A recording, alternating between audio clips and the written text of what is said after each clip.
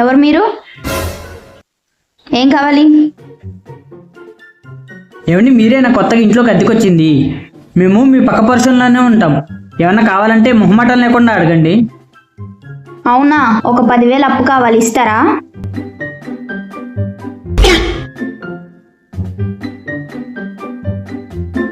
మీకు అసలు మొహమాటమే కాదు, సిగ్గు కూడా లేనట్టే ఉంది.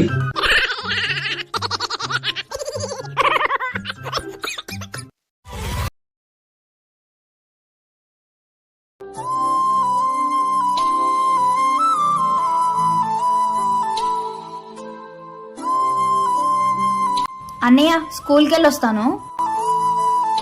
ఆగమ్మా, చూడమ్మా, ఈరోజు టీచర్స్ డే అంట కదా, సంస్కారంగా అందరికీ నమస్కారం పెట్టుకొని టీచర్స్ డే విషెస్ చెప్పు అందరికీ. నువ్వు భలేటోడు అన్నయ్య, ఇప్పుడు అవన్నీ వాళ్ళందరికి అవసరమా చెప్పు? అలా కాదమ్మా, చిన్నప్పటి నుంచి ఇంటూ పెరిగావు కదా, మాతృదేవో భవ, పితృదేవో భవ, ఆచార్యదేవో భవ అని. అన్నీ వినటమే కానీ ఆచరణలో పెట్టడం లేదా అమ్మా? చెప్పు.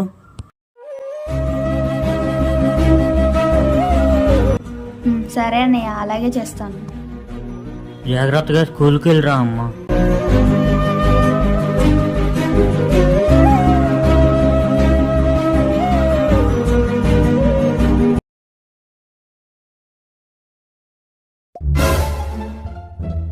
నీకన్నా ఆ రమేష్ గారిని ప్రేమించినా బాగుండేది.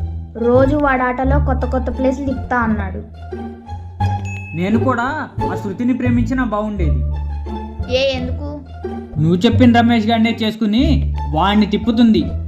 వాడు తిని తిరగడం తప్ప ఏమీ చేయట్లా. అమ్మని అమ్మ, వాడికన్నా ఈడే బెటర్లా ఉంది. ఇప్పుడు అవన్నీ ఎందుకులే డార్లింగ్, పద వెళ్దాం.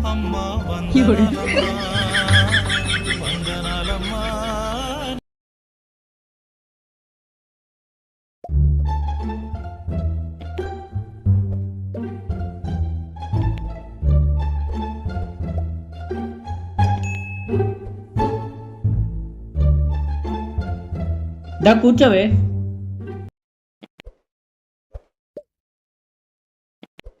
ఏంట్రా ఈ మధ్య ఇంటి పని వంట పని నేర్చుకుంటున్నావంట, ఏంటి సంగతి?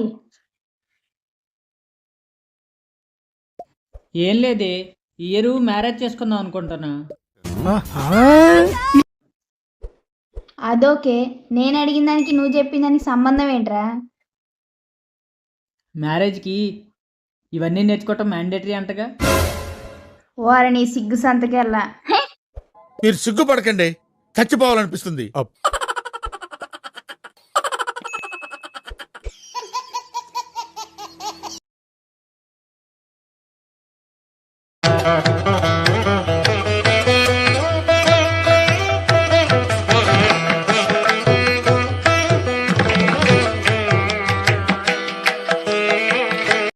ఏంటి బావ అని నిన్న గణేష్ సందాకాన్ని అడిగితే లేవని చెప్పి పంపించేసావంట.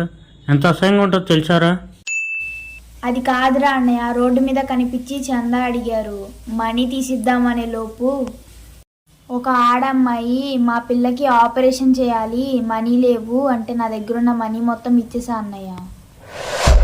ఆ టైంలో చిన్నపిల్ల ప్రాణాలు కాపాడటమే ఇంపార్టెంట్ అనిపించింది అన్నయ్య. అయినా పిల్లలు దేవుడితో సమానం అంటారు కదా, ఆ దేవుడేమనుకోర్లే.